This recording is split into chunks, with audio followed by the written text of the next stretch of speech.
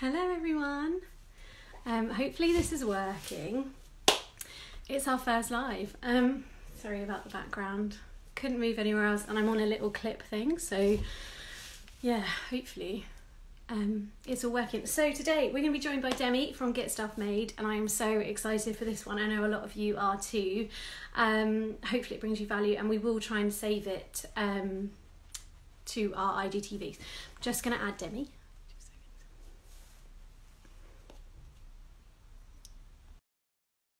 Should be coming on live now. I hope everyone's okay, by the way. Please do wave or like. I haven't been live before. So. Hey. Hey, How are you? I'm good. I'm glad it worked. I was just about to say, should I probably say to everyone that both of our internet connections are horrific? Every time we try to have a meeting, it's like, so I think it's clear. I think, hopefully, to everyone else. Look at Brian. I've gone through data. I'm not even trusting the internet at all. Obviously, you've completely gone off Wi-Fi. Yeah.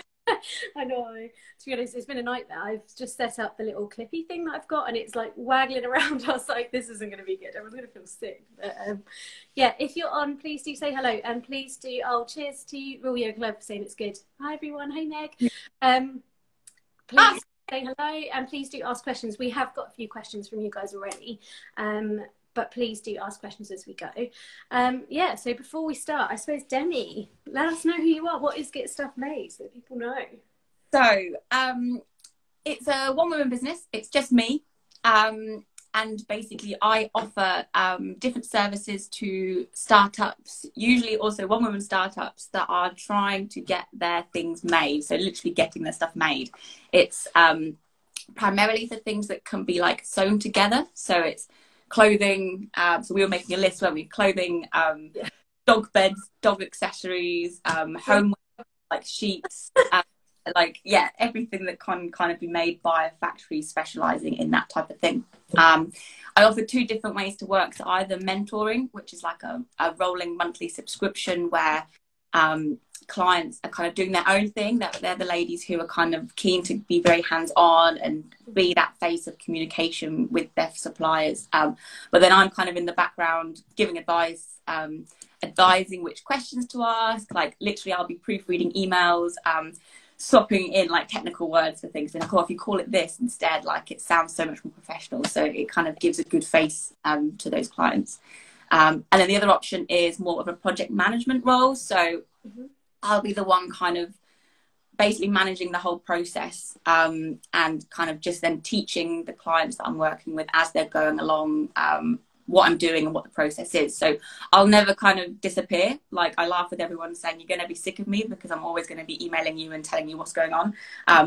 But the whole point is that not only will you kind of get from where you've got your idea through the process to then receiving your order, but then actually when we're finished together, you'll also know how to do it again. So like actually if I've done my job right, you'll then go off and do it yourself the next time round, basically.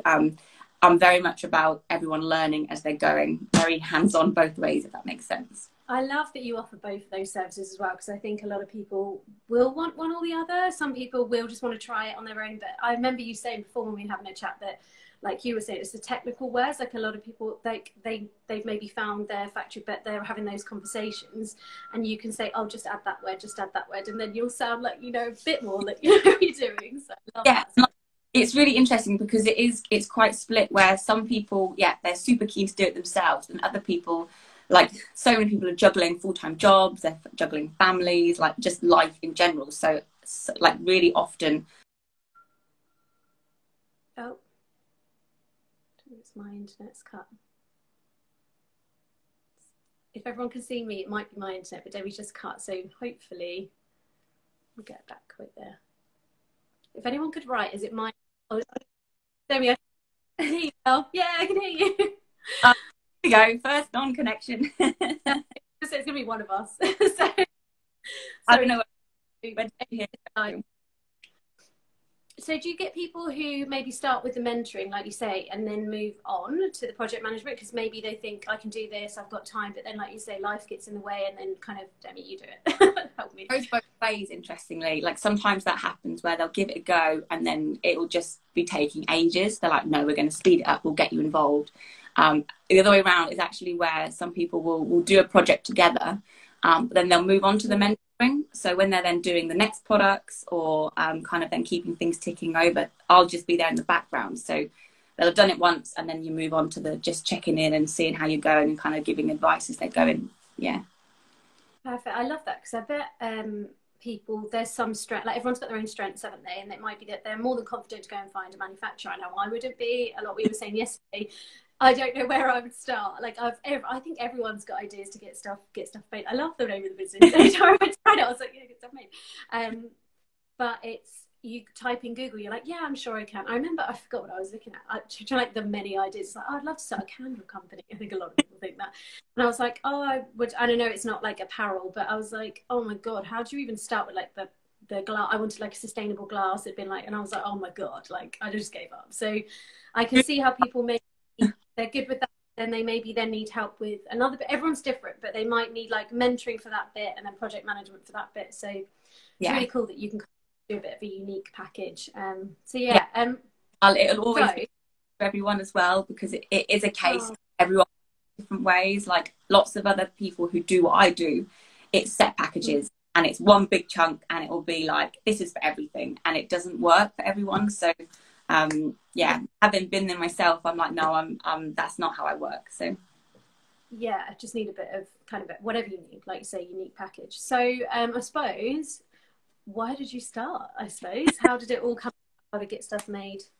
So yeah, I've been there myself basically. So when I first graduated from university, I wanted to start my own sportswear brand, and I was quite lucky that, so my degree was in fashion buying, so I had a bit of a background in the industry, like how buying works, how to build a collection of clothes. And I also learned how to pattern cut and how to sew. So I didn't have to write a dissertation. I just had to make a collection of clothes.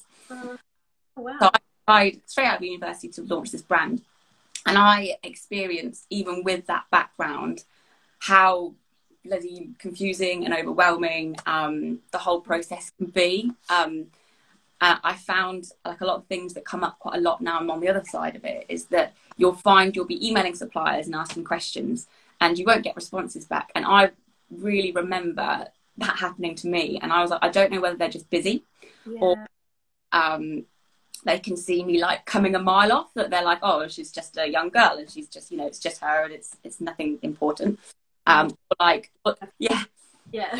Or like, was I maybe even just not asking the right questions? Like at the time, I didn't even know what I should be asking. So you can, and you know, like if you're writing an email and you're not sure what you're talking about exactly, it never comes across quite as well.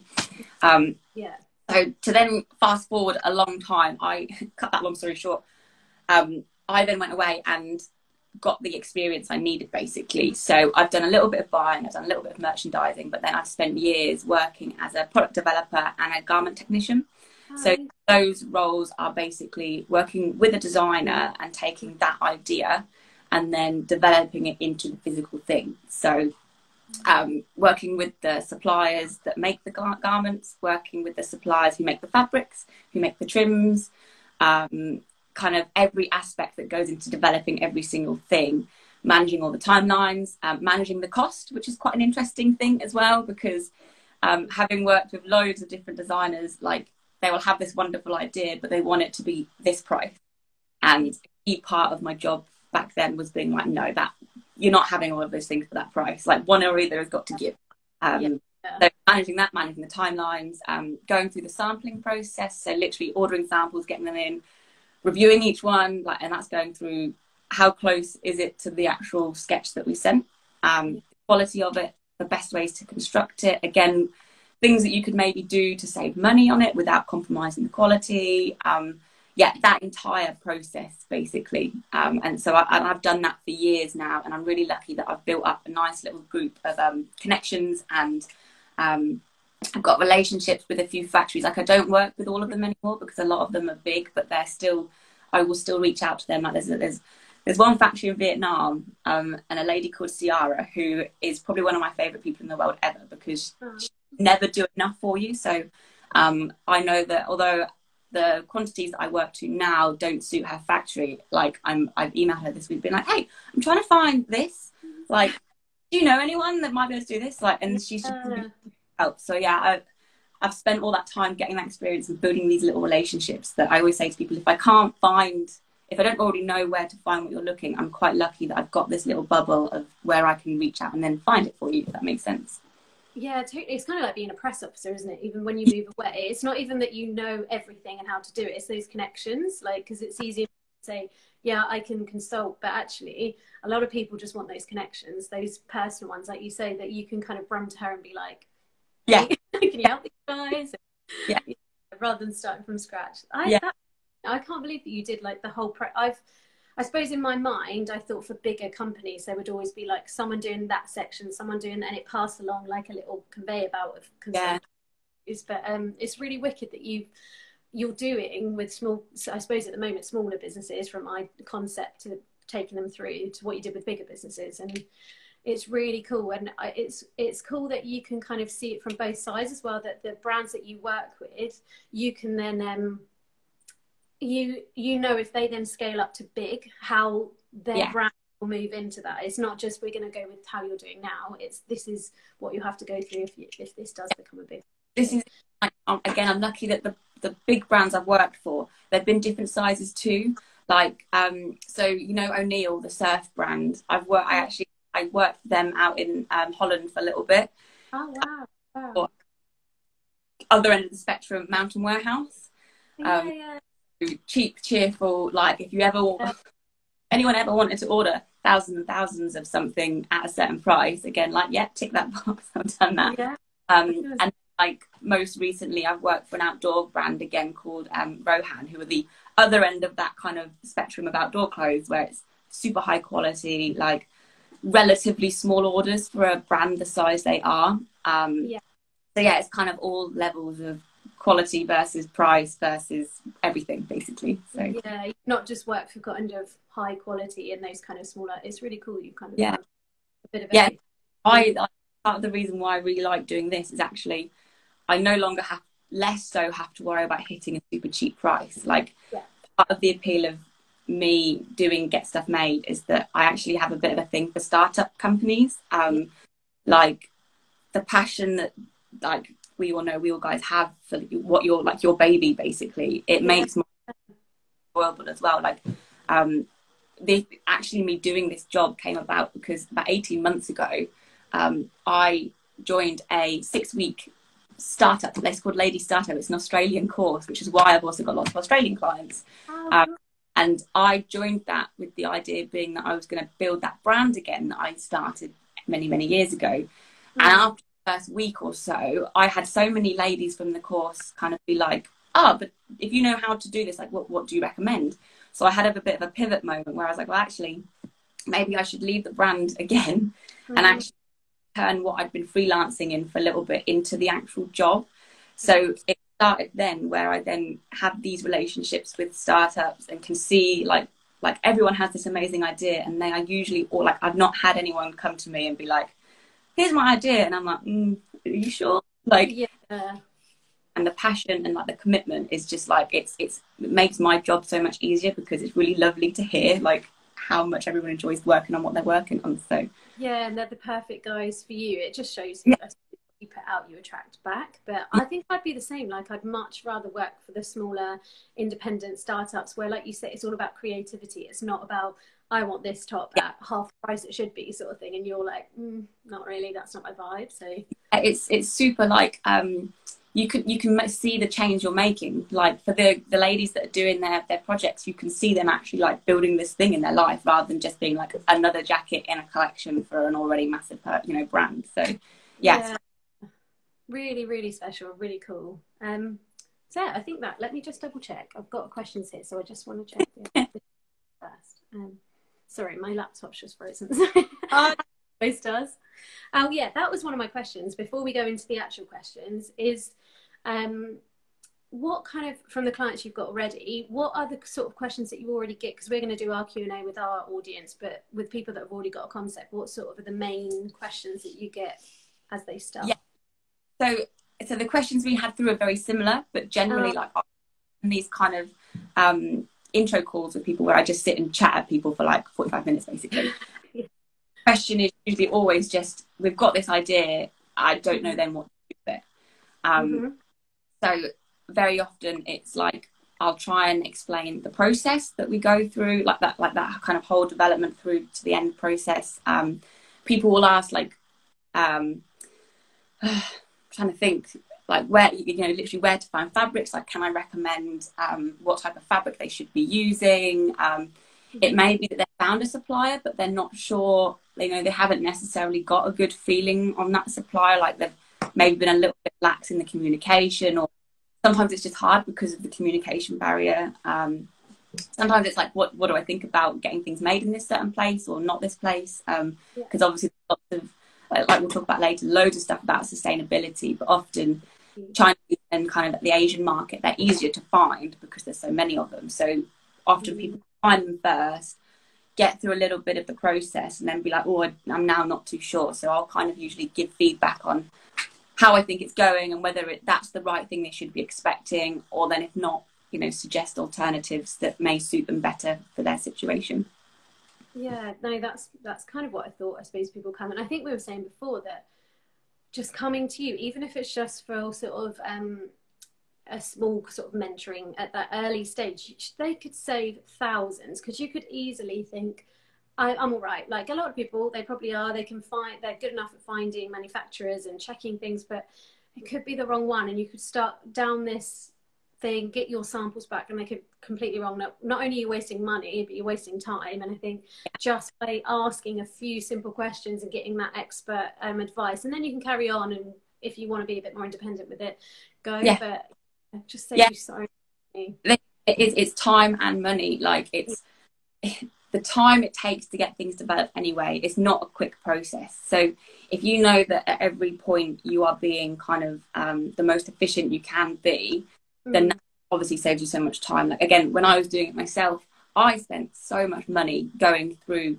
different suppliers, sampling different rounds, buying fabric that I didn't need. Like, honestly, I've made all the mistakes in the book. So again, I will always say to people, like, you know, if you're going to spend the money, because you do need to spend a chunk of money to do it, make sure you're spending it on the right things. And like, even like I say to people in those initial calls, even if we don't end up working together, just make sure that you're, you know, you aren't just throwing cash at it willy-nilly. Like, you've got to be clever with it, because it doesn't need to take that long, and it doesn't need to be that expensive. It's just doing it in the right way. Yeah. And it's so exciting, isn't it? I think when you've got this idea and you find a place, you're like, I just want it, and you go for it, and you just think it'll be fine because they promised the work. And then you have that down bit where actually, if you just, like you say, you can take a couple of extra weeks, you could be saving months in that. But I know that person that would be like, I found this really cool supplier and I've got this great idea for sustainable, like, yoga wear, and then just go for it, and then I'll get it back and be like, what have I done? Like, I've got to go back to the beginning, start again. So yeah, just a few extra weeks to speak to someone. Time as well, it is about having a little bit of, like, someone to lean on. Like, again, often I will be on Zoom call. Like, a couple of weeks ago, I had someone get in touch and be like, we've been working together for months now, and she's nearly ready to go, basically.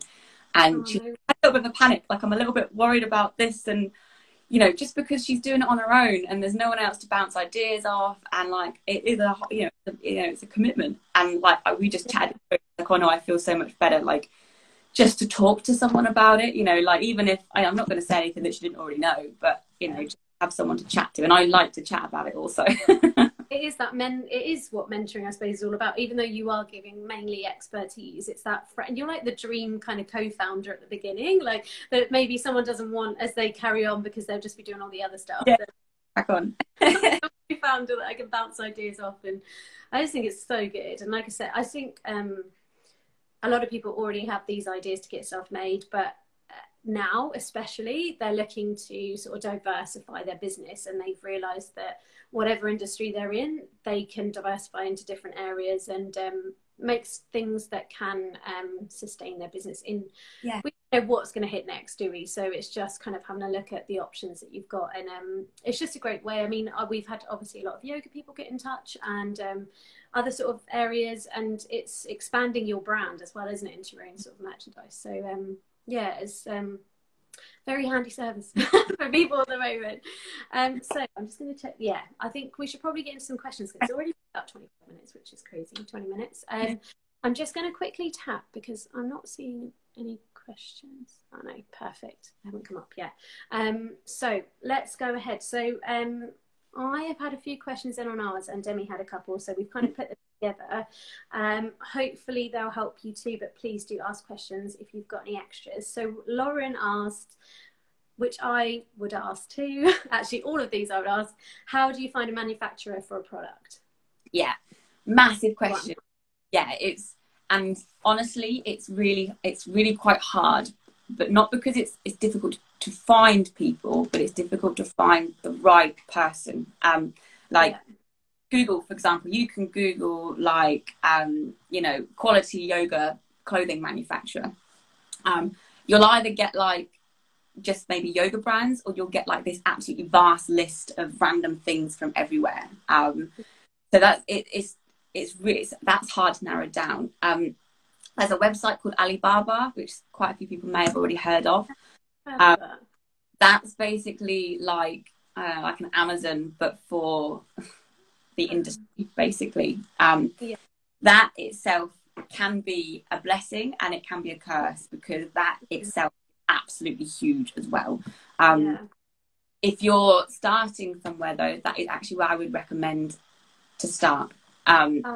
You can search for products, and you can also search for suppliers on there. So you can kind of either try and find a supplier who will then be able to develop something specific for you, or you can find a specific product. So I think the second question we had was about the yoga blocks. Yeah. So using that one as an example, you can, I actually had a little look earlier, you can go on Alibaba and search products, yoga block, and it's come up, 4,314 products. Again, blessing and a curse. Blessing because you've got 4,000 options, but a curse because you've got 4,000 options. You can kind of make it a little bit easier because you can search by country, and there's a few other options. So if you know that you want to get it made Indonesia, you can just filter by Indonesia, and that will filter it down. I personally, at the moment where I can't go out and visit suppliers and go to trade shows, that's how I source things. The second half of it is then actually just having that gut feeling that they're working well, and having that communication, and then going on to what we're talking about asking the right questions, and knowing where to actually trust that it's going to be right, if that makes sense. Because honestly, the chances are there'll be something good on there if you're looking for something that you could kind of buy off the shelf.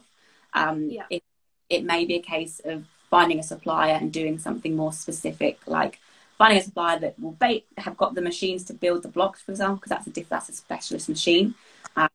And working with them to maybe put your own branding on it, or I don't know, picking out the colours specifically or something like that. So that's kind of one way you can go down. Normally I would recommend going to trade shows, but obviously at the moment we can't do that. That's my primary favoured way to find suppliers, because you can then physically see products straight away, meet people face to face, and it definitely kind of shortens down the amount of time scrolling through the internet, basically. That's what I'm just going to grab my charger 2 seconds because my screen's dark, so I'm a little bit worried. Sorry, totally unprofessional. So I've got the yoga blocks up on Alibaba now, so I'm just scrolling through them. So many options. Can we get extension? Blocks for yoga, if anyone wants some assistance. I think we'll be okay, but I thought I'm a little bit worried that it's much worse than me trying to plug my phone in. That's what I actually thought. Sorry, everyone. That's kind of the way to do it, and then that's then potentially where the mentoring or knowing what to ask. I've got a document that I can share with everyone later, which is the process, so you kind of know which order to do things. But it's kind of wiggling it through, and actually trusting your gut a little bit. As silly as that sounds, have a good relationship with your supplier. Things are going to be so much better through. So because that's what I because I've been on that site actually. I'm just I've been on that site, and I actually, I genuinely think this doesn't look legit. Like, it's not as legit as I wanted it to be. So Yeah. it is quite like a stream, like you say, it's like Amazon, but it kind of doesn't look too legit. So I was like, I don't know if I trust this On here, site. like, because it's got like, you know, your stars and your like it's very Asian kind of thing.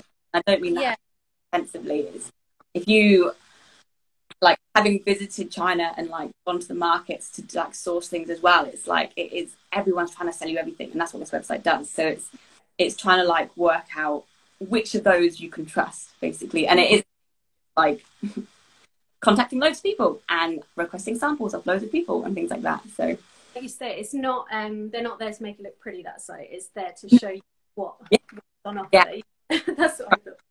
Yeah, you definitely got to trust that somewhere in there are some amazing suppliers. Yeah, it's just finding it.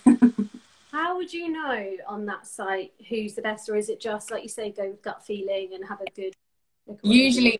Usually gut feeling. Usually the more information they give, the better. Like if when you click through to their page, you can have a look at the company profile, and if they've got loads of information about them, if they've got pictures of their staff, pictures of the products and stuff, like, that's a good sign already. I would always send a message to them on chat, and generally, again, if they respond to you in a timely manner, again, good gut feeling, they're going to be someone who will communicate well with you as well. So, like, again, often I will send messages to like 40, 50 people, and I'll get 10 responses. So already that's like a quarter or whatever it is down. Yeah. And would you recommend that? Just go with don't just go with one and think they seem good. Go with quite a few. Then, like you say, whittle it down from there. On that website, absolutely, because the chances are it's going to take that many hits to kind of get something good back. Unless it's a crap way to do it. Like, I would never, like, I'd always try and see people in person and go to shows, but especially at the moment where we've got time to scroll through, like, it's probably the best way at the moment. So yeah. I won't go into too much detail about trade shows, but are they quite easy to find in the UK? Do you go to UK ones? You don't sort of go? Yeah, there's the big one that I like to go to is over in Munich, but that's more of a kind of active wear. Like, there's a wellness section, there's an outdoor section. That's called ISPO, and that's in Munich. Oh, wow. But there are then smaller ones in the UK that kind of, and they're normally all in London. And when they're running, you can literally just kind of Google like fashion textile events, London, and they will pop up then. So. Oh, perfect. Yeah, because again, I've done I don't know about everyone watching, I do the Google and Alibaba comes up, and like you say, it's kind of like how I thought the only way you could do it, and then you went to visit factories over there, but actually, if you can go to these trade shows, and you don't have to be sort of, because I know a lot of trade shows you have to be like registered, and you have to, but if you can just go. I was like, you registered to go, but again, you can register your own business. Like, you could be Create, Collect, your Kimberly, your Founder. That's it. That's all you need to provide. Like, it doesn't need to be more official than that. And you can, like I'm on a brand sort of thing. Yeah, it doesn't matter. Oh wow, that's really cool. Yeah, I didn't know that, so that's a really good tip. So shall we move on to the next one? Because links on nicely, because I think a lot of people will now be thinking, yeah, I found someone, but how do I know they're good? And it is from Rachel and the Real Yoga Club, who I know you're listening.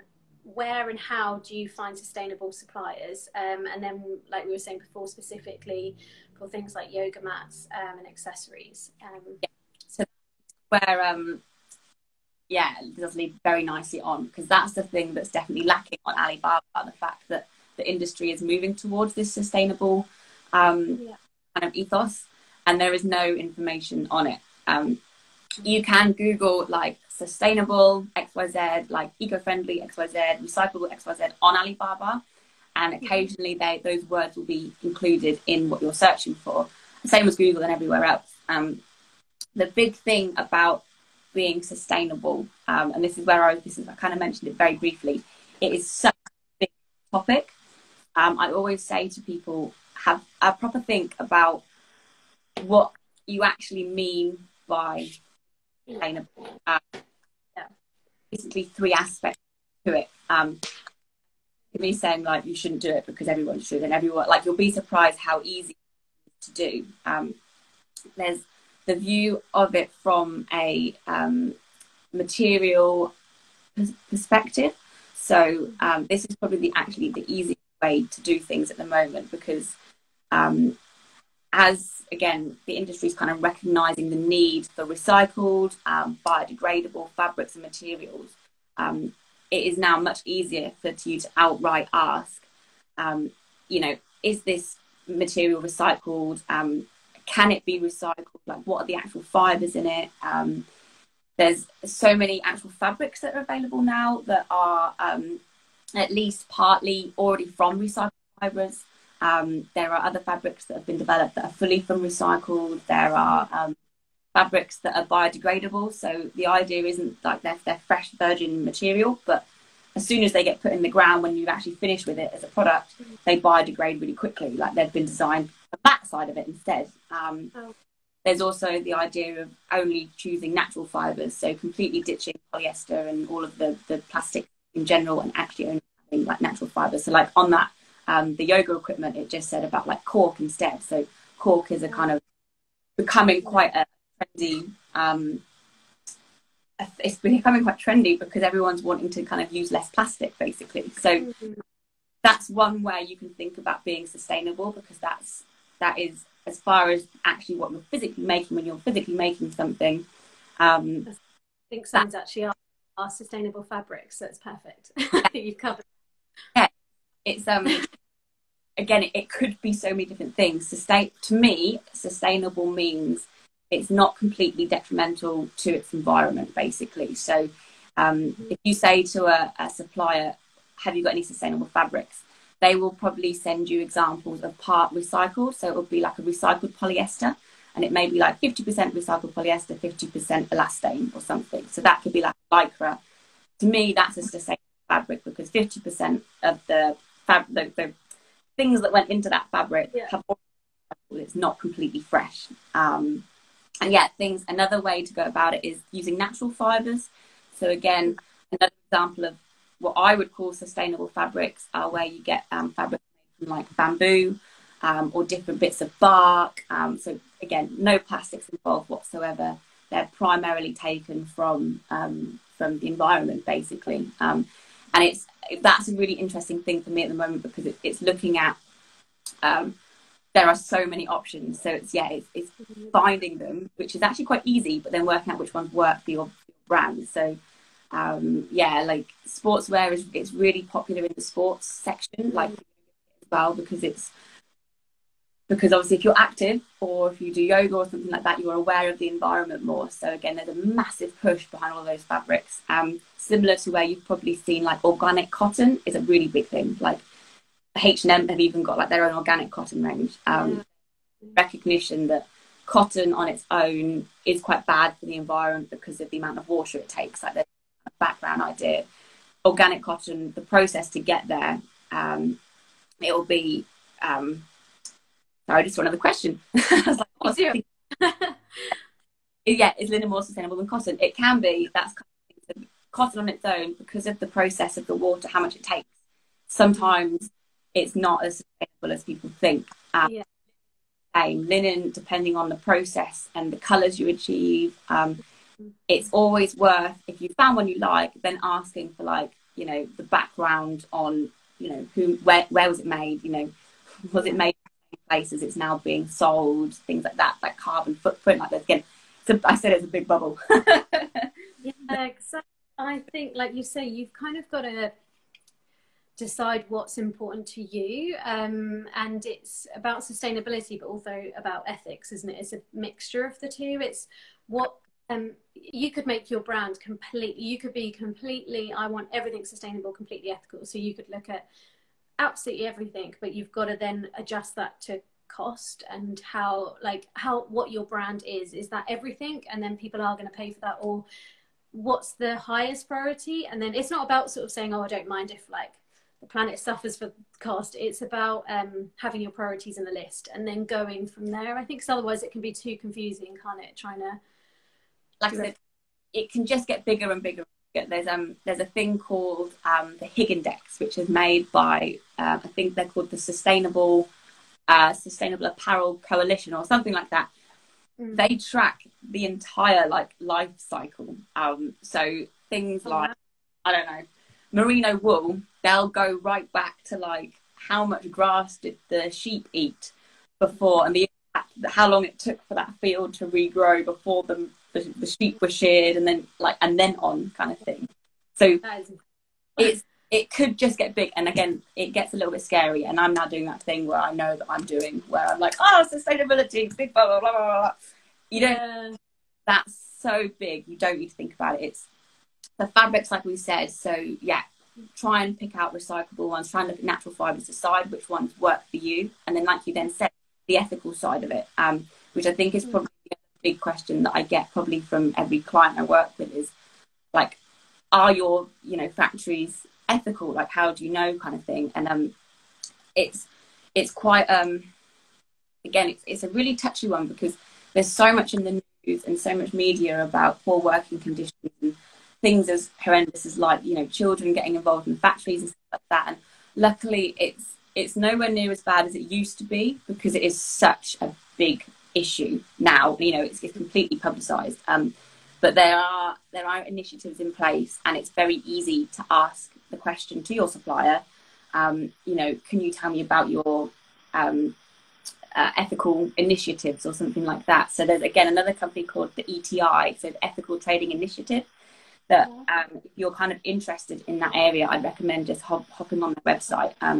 They have a thing called a base code, and you can literally just ask your supplier, oh, have you heard of the ETI? Can I check with you? Do you follow these base codes initiatives? And I always chat to my suppliers about their teams and ask for photos of them and ask for photos of the actual factory floor and things, because again, you can get a feel for, like, if they don't send the pictures, then straight away it's no. If they send them, like, you can tell they're in the middle of a production run, so there's kind of clothes everywhere, but actually people are there and they look happy and it's fine, you can then have a lot more confidence in what you're talking about, because it covers so many different things, again, like working conditions, pay, hours, things like holiday, simple things like, are they entitled to holiday and things like that. And generally, again, like the ETI are interesting, because a lot of the time they actually work with brands rather than the factories more, because often factories are put on under pressure from the brands to hit like deadlines for orders, and that's then when the kind of more harsh circumstances come in. So again, I'm super lucky that anyone I recommend, anyone I work with, we already know they are accommodating for startups, super transparent about absolutely everything. And I personally would never ever put the pressure on factories, because it's only ever going to on the workers again. So it's a two-way thing. Again, by way of like startups asking these questions, like, you should never be worried about asking. Like, if it's a good factory, if it's a good partner, they will answer your questions openly and wouldn't be, they're never going to be offended by it. And if they are, then just sack them off straight away, because it's not. No, I honestly, it's like we were saying before about your contacts. I know for me it'd be a huge thing to know that, because especially if your brand's going to grow, I'd really want to know that the workers are getting a good fair pay, fair working hours. And I know Claude's has just joined from Iron Feather. We did a podcast. It's on every popular podcast platform if anyone wants to listen to it, but I know it was so important to her. It wasn't just about the sustainability of the product and the brand, it was that ethical side. So she actually went out to visit the factories, and I think it's important to do that. I think once you've whittled it, like we were saying before, you go through that whittle down process, and then sustainability is at the core of your brand, so you need to go and see it, make it holiday. But they've got someone like you. I don't want to be like salesy as if I'm just saying if they have a consultant that's been to see the warehouses, works with them regularly, knows how it's easy, isn't it? You're not paying to go to China or whatever. So kind of managing expectations a little bit as well, because a lot of the time, like, I've been sent, like, again, the people that I work with, it doesn't maybe look like the super flashy, everything's white, everything, shiny. Like, it isn't like that all the time, but that doesn't mean there's anything wrong with the factory at all. Like, they could be like the most ethical, trustworthy, brilliant, suppliers, But it might be an old warehouse building that they're working in, you know, and it is expectations sometimes that we're very lucky nowadays that things aren't as bad as they were. So it's kind of working out which bits are just, oh, it's just an old building, for example, to, oh no, I don't know if I trust that factory manager, kind of thing. Yeah, yeah.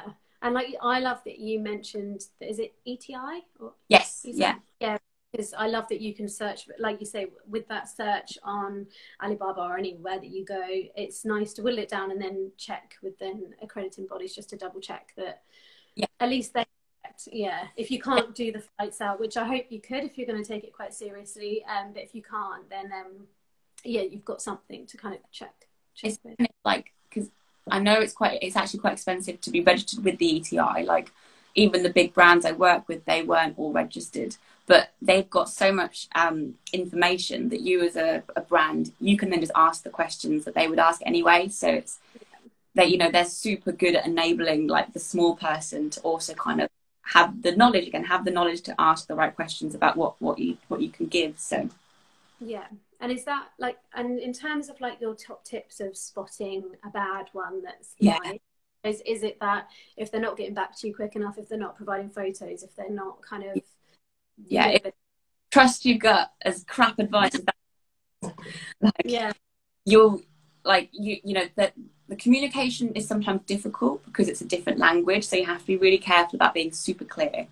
But when they're maybe not responding or giving one-word answers, or you know, if you're asking for information on this type of thing, or asking for photos of the team and they just don't provide anything, that's when, you know, alarm bells should be ringing a little bit about it. Like, again, not saying that you shouldn't then maybe ask again in a different way because maybe they just don't understand, but you kind of just can tell a little bit. And unfortunately, it's a case of just trying lots of different options and whittling it down. Like, it's a frustrating process sometimes because you end up doing so much work to find the right one, but you'll know when you get there. Like, you'll know when you've got that good partnership going. So good relationship, and it's so important. It's the biggest part, isn't it? Because if you haven't got that solid relationship, it's not going to happen, is it? It's going to be problems after problems. So what I need to quickly touch on like carbon footprinting too, is because, as again, although we're talking about a lot of maybe Asian factories, because the price point is obviously a lot better, you can't get around that.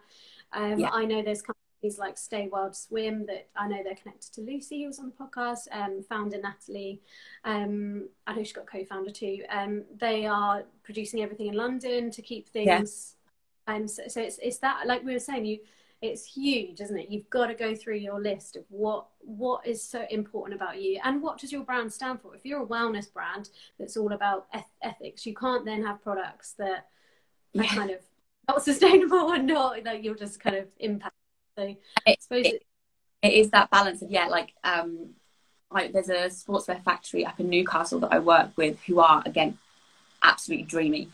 We're going to be more expensive than if you went abroad, or if you went Europe, but let alone somewhere in Asia. But only then up in Newcastle, like, you are going to be paying for that quality, keeping it local. Again, it's a bit more of a story, and you can really have faith that it's just in England, technically up the road. Like, would you encourage that? I suppose it's up to the individual, but can you go and visit if they're in the UK? I'm thinking that a lot of people are UK watching, so if you're not, sorry, but stay in their hometown, it doesn't matter where they are. Would it be better to kind of, if the price point is there? I would, if you can get there, I'd definitely go, even if it was just to pop in, say hi, you know, like, you may ask to see, like, you know, maybe you get everything set up with them and you're comfortable with them, but then you go and see them to review the first sample, maybe. Like, again, meeting people face to face is really invaluable. Like, that's what, you know, people bother to make the trips half around the world to Asia, because even actually the language is harder in person than actually if you're typing things out. That contact is so invaluable. And the same, like, by way of like building a small brand, if you got to the factory, you can take pictures. Again, if they're the right person, they should be so open for you for like sharing information, and you know, meeting the people who are making your clothes as well. Like, that's, if you can get them, absolutely would. Like, it doesn't need to be kind of check them out, but just to see what's going on. Yeah. Really good to do. Yeah. So yeah, I think that covers it. Like you say, it's I suppose just doing your research in terms of just answering the question is how. It's going back, it's research, trusting your gut, looking at that accrediting body, especially if you're looking at places abroad. If you can go in the UK, go and visit them. If they are away, go and visit them if you can. Is that kind of what you'd say? Or yeah, and don't be afraid to ask questions. Like, again, to supporters, to, you know, to me, to every person you meet, like, don't feel embarrassed because you know you're a startup. You know, be blunt and say, look, I'm new to this, but I want to know X, Y, and Z. You know, and again, if they're good and they're worth the time, they will respect that enough to answer for you, basically. So. We have got someone asking for, thanks for the question, by the way, for a list of sustainable fabrics. I think on here it might be a bit too long, but I don't know whether you have maybe you could turn that into a bit of a blog post or give an idea, because there's probably a lot. Because I know I've heard of like just plastic or something, it's like eco nylon or something it's called. So there's loads, isn't there? There's loads of different, and obviously there's natural, there's these new products, everything. So maybe should we do that after? Should I hand it over to like send them over your way? I'll quickly a quick overview, because I've got sustainable fabrics, so natural fibres. That's things like cotton, linen, and hemp. The innovative kind of futuristic kind of fabrics, and that's things like the I can never pronounce either, but the econil you just said. Yeah, I feel like I said a completely different word, like salmonella. You've got things like tencel, which is an alternative to cotton. Things like Pinatex, which is like a sustainable leather, so that's made from pineapple. And then literally just things like mixed fabrics, so recycled polyester and things. They're kind of like the big three chunks, basically. So the list, it couldn't, not even I could write a full list of it. You need to kind of pick one of those as a starting point, and then you go from there. And I suppose it depends on your product as well, doesn't it? What works with your product. So it's not really just a big list. It's you go for the product as to how it will work. And that price point. So yeah, I think we've pretty much answered that question. I suppose with mats and stuff, like you were saying, cork and there's lots of different options for not just fabrics. Yeah, absolutely. And again, it's looking at kind of how to kind of, that's almost more of a life cycle question, because my thing would be finding sustainable fabrics would be harder, but then it's maybe looking at, has it already been used before, or could you offer some kind of like recycling scheme where actually you know, when people are finished with the mats or the blocks, or they've maybe worn down a little bit, they can send them back to you, and then you can then recycle them in a proper way or something like that. Different way. Yeah, so even if you can just add it's a really good idea, actually. It doesn't have to be perfect from the start, and hopefully it can, obviously, pray. But it's not always achievable. And I know people really worry about it, but if you can do whatever you can, it's good night from Australia. Bye, Nick. The rest of it, we're going to try and save it so you can hopefully watch the rest of it. But yeah, the next question, kind of, like I say, it's a little bit different, but it's kind of similar. And it's the prints. I know it was a question to yours. It was, how do you find prints, I think. Yeah, if you want to go. Yeah, so this is, again, it's another big separate thing. I would always recommend, there's someone knocking on the back door. Oh my gosh, 1 second. It's all right. You're the same as me with the charger. Thanks everyone, by the way. I've been watching you all come on, and it's really nice to see you. It's all right. Oh, the post. Yeah. Oh, it's like me and the charger. Back, he came around the back door, bless him. Oh, that's really sweet. I'm dreading my dog's now, and he's going to go nuts if the door goes. So. No, prints. Yeah. So this is, again, it's a little bubble on its own. But there's so many options. Without this being, I don't want to sound really patronising, but my starting point would always be just search for print designer or surface print design in Instagram and in Pinterest. use that as a starting point to find the actual designs that you kind of like. And you can then kind of narrow down potentially artists that you like. And then I would, again, because generally I work with small brands, I would directly message them myself and say, look, I'm a startup, this is what I'm trying to do.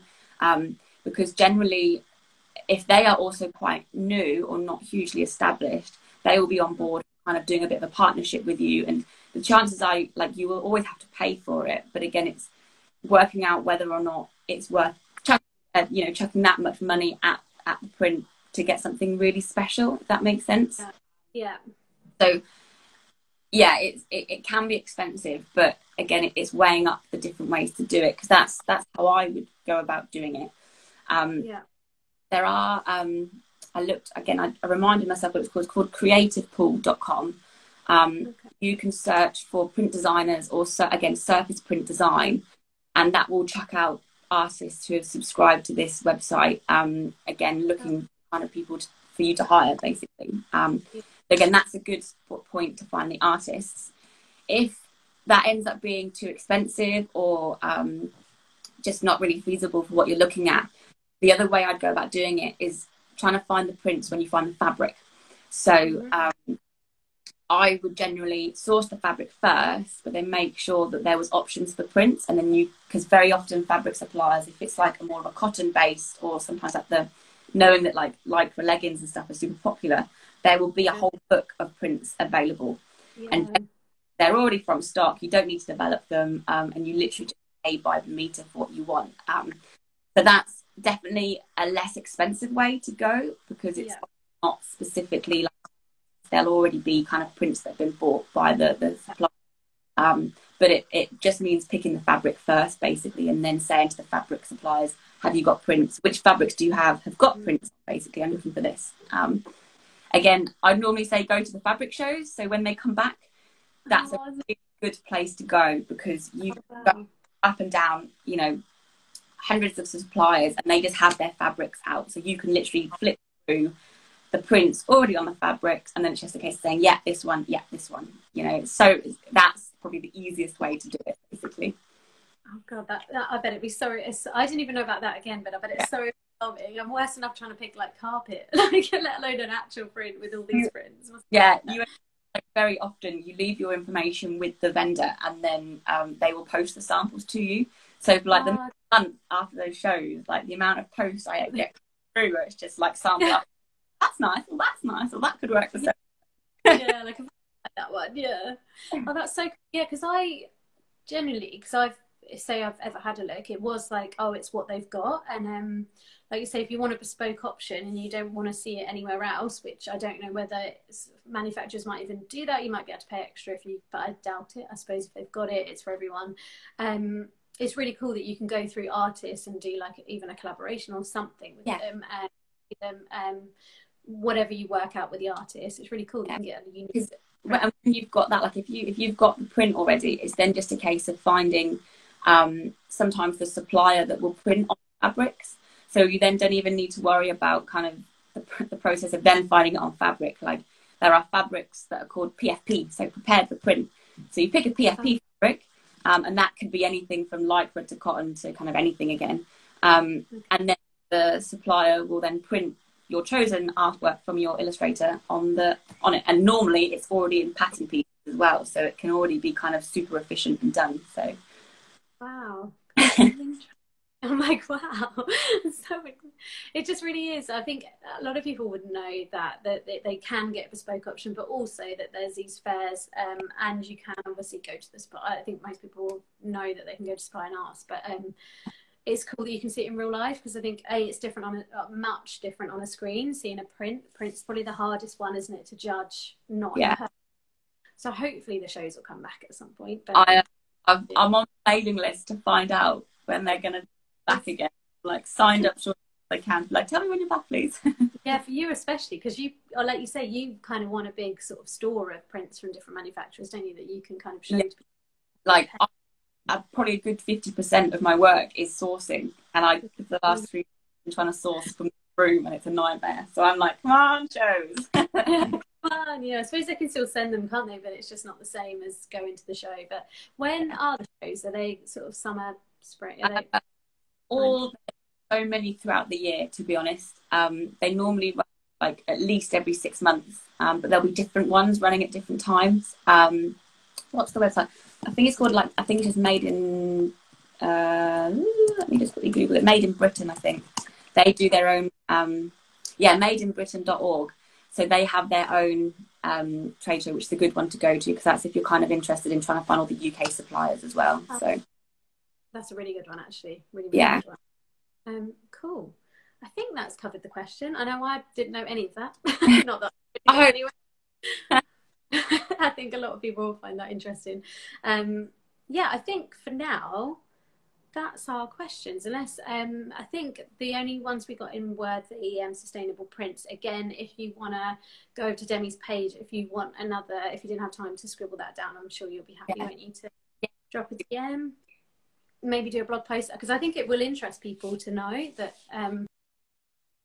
like you say, there are so many, and I like that the topic is the natural, then there's the newfound sort of recycled materials, and then you go into sort of the next brand of mixed fabrics. So yeah, I love that it's kind of it's all written up in a little blog post, and I'll share it on my page when it's ready to go, because I'll basically just summarize everything we've just said, and I'll pop in like the ETI and kind of general stuff, everything that I've mentioned. I'll pop in a post over the weekend, probably post it all up next week. Yeah, we're all like, maybe next week.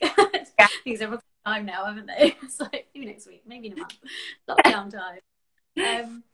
Cool. I think if you've got a question, we've got about 2 minutes left. So if you've got a question, I'll hang on for a couple of seconds just in case. But I think those questions are so good that were sent in. They kind of covered what a lot of people were kind of messaging or asking me about. So and if you have been watching but you want to go back at the end of this, I'm going to try and save it, so we'll both probably save it to our own IGTV, so please you can go back and get any questions. But yeah, I think for now, unless you've got anything to add, Demi. No, the only thing I say is where I've been saying about don't be afraid to ask questions, like anyone obviously knows the Instagram, my page now, so just drop me questions. Like, it's not a one-time thing, like even if we're not working together, like just ask me questions. Like, I'll always help if I can. So yeah, you're super. We've always said that you do too much, really, but like, not questions, but I know as a mentor, I know you do everything, so like I'm gonna reel you in one day. But yeah, questions, please do send them over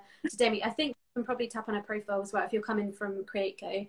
Go follow and ask some questions. But yeah, it's the same with us. If you've got any questions, I can always send them over to Demi if you're not sure, and maybe we could do it another time if there's questions that come in after. But yeah, I think they're saying thanks to you, got the review cup, and yeah, thanks God. For me, I found it really interesting as a sort of basic overview of sort of how to go. But yeah, it's actually, we've got a little countdown coming up. Maybe have to go on for longer than this, so maybe we'll have to go. But thank you to you, Demi, firstly, for joining us. I know you've had to take time out of your busy day with all your consultancy work, and a massive thank you to everyone who's joined. I know we've had quite a few of you join, and as I said, I'll save it, so if you've got any questions after, send them over to me or send them over to Demi, and I'll make sure she's read them if they're over our way. But yeah, thanks again, Demi. I'll try and end this now. Bye guys. Bye. Bye.